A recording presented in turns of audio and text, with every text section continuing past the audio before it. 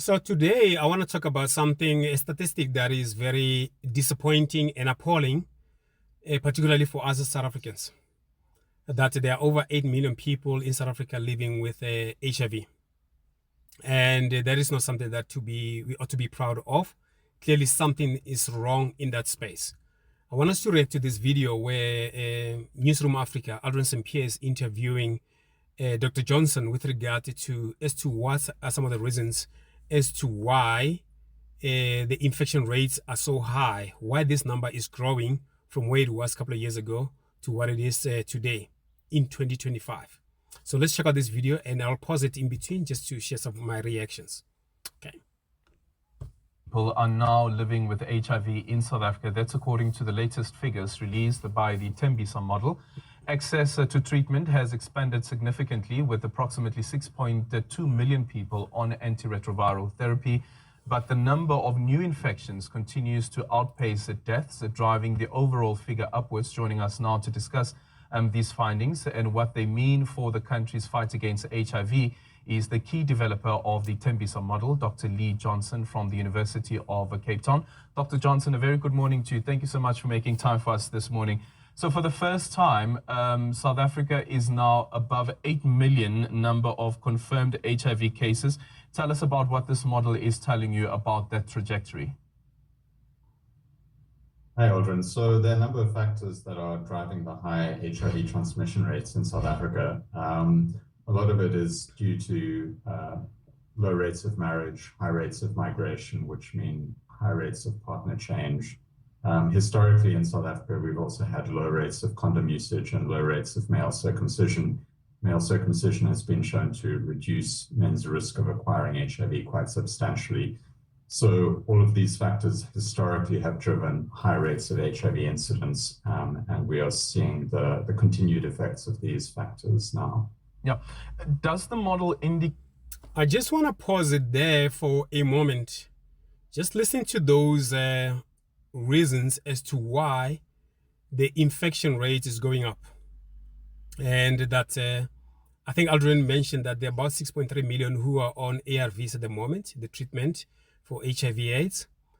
And that 6.3 million, those ARVs, they cost the state billions and billions of rands. Think about it.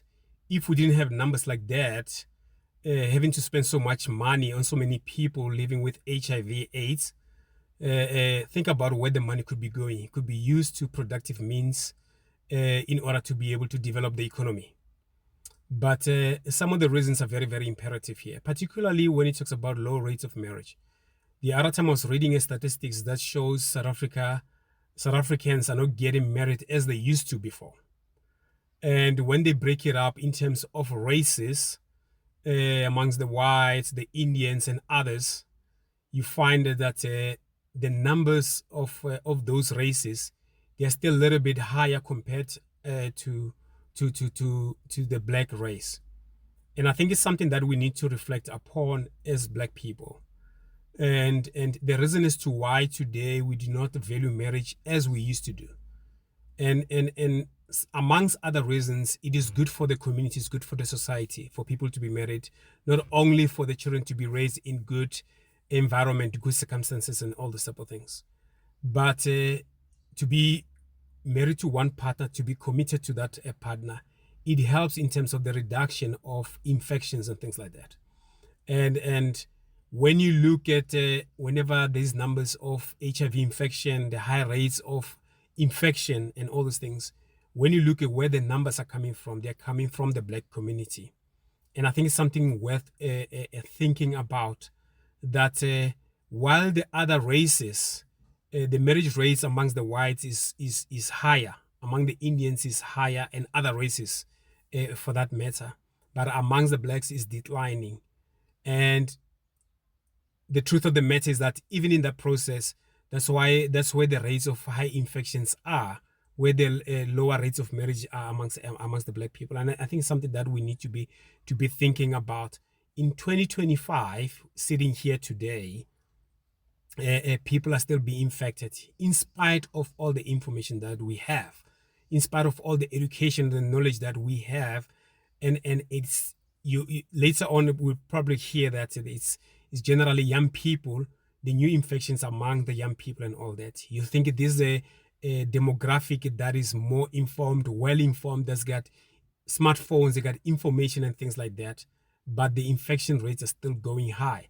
And that simply means that this is going to be a burden to the state, whereby the amount of money that could be used for people to for that is being used for ARVs, the billions that is spent on ARVs could be going to something more important, creating employment, having more nurses, doctors, teachers, police, and things like that.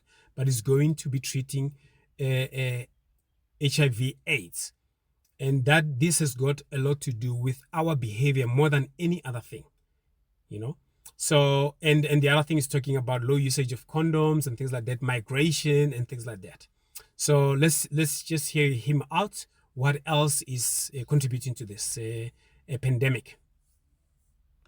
Okay, to you where the pressure points are in terms of the new transmissions, because at some point as the country, we had a major issue with the mother-to-child transmissions. I remember that there were some interventions that were made there. But in terms of the age groups, do we know where the pressure points are? Yeah, so we still see a lot of the new HIV infections are occurring in young adults. Although there has been a lot of progress made in terms of reducing HIV incidence rates in young adults, they're still the group in which we see the highest rates of HIV incidence. Those mother-to-child transmissions, or vertical transmissions as we refer to them now, are very low. They've actually been reduced very dramatically as a result of getting more women onto antiretroviral treatment. And so that's been one of the success stories, reducing HIV incidence in children. Yeah, and the reasons for that, this is now looking... All right, I think it just confirms the earlier point that I made. The infections, the majority of the infections, the new infections that are happening even today in 2025, they come from generally young people. It says young adults. I could presumably think that it's probably between the ages of, say, 18, and it could be even lower than that. 18 to about 30 something odd years, 35. I think they are regarded as youth in South Africa for whatever reason. So that's where the new infection, and a lot of that is got very little to do with lack of education and things like that. That's my personal opinion in this regard. It has a lot to do with the behavior today, you know, the way in which we behave as a society. And I'm calling on us as Black people, because this impacts us the most, more than any other demographic, any other race in South Africa. This scourge of HIV/AIDS, like there is something that is to be said about the way in which we behave that leads to so many of us. And there are exceptions to the rules. For example, say somebody gets sexually violated and things like that, or say somebody, they got a blood transfusion and they got infected and things like that.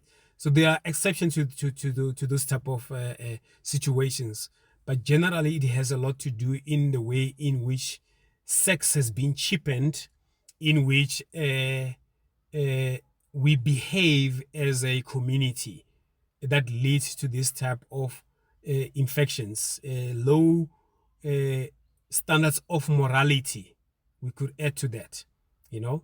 So I just wanted to bring that out. In fact, let's just watch a little bit more of what Dr. Johnson is saying. At the young adults with the new infections, is it clear what the reason behind that could be? Yeah, so there's several factors. I think a lot of it is linked to those factors that I mentioned earlier: high rates of migration, high rates of partner change, early sexual activity in the teenage years, and I think those are some of the major factors that are driving the HIV incidence in youth. Then what does that... All right. Yeah, just an important factor there I wanted to bring out. Sorry to be stopping this thing time and time again.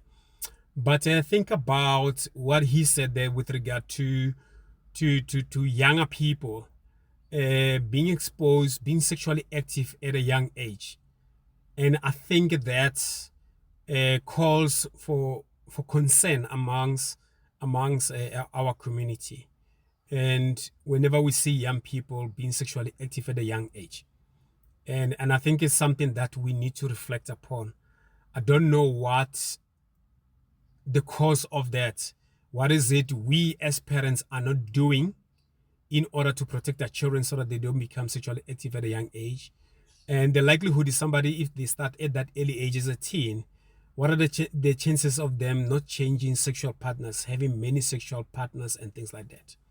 And I believe as well that this element of blesser-blessee relationship, whereby you find older men having sexual relationship with the younger women, just by taking care of them, buying them things, and those type of things. That culture of blesser-blessee, instead of us a lot of times shunning these people and shunning this behavior. In many instances on social media, you find that it's celebrated. It's been spoken of like it's not a big deal. It's happening. It is what it is. Things like that. You often hear people say, "Yo, I need a blesser," and all of that, and that might be said tongue in cheek, so to speak. But it is a scourge in our community, particularly as Black people. And I'm emphasizing this because Black people, because this pandemic is ravaging our community more than any other community in South Africa. And I think we need to reflect upon that. We need to look ourselves in the mirror, and we need to think of ways in which we can change our behavior, our moral standards. And there used to be a time amongst the Black community where being married was held high, so to speak, was one of the most important things that a man could ever do. Today we have men who are 30 years, 40 years, 50 years, behaving like they are teenagers, and they're not in a committed relationship. They don't plan to get married, and they're about the bag, but they're still having children, and the chances are that they're also having multiple partners, as it were. And I think those are some of the things that will add to this number growing in South Africa. And I don't think South Africa can be able to bear such huge responsibility of having people who are living with HIV/AIDS. It's costing the fiscals a lot of money.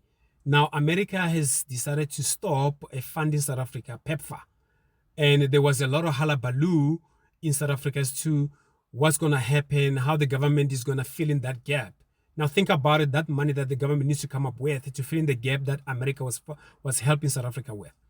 And that money could have gone somewhere else to do certain productive things. And it's not going to. It's going to have to fill in the gap that America has left.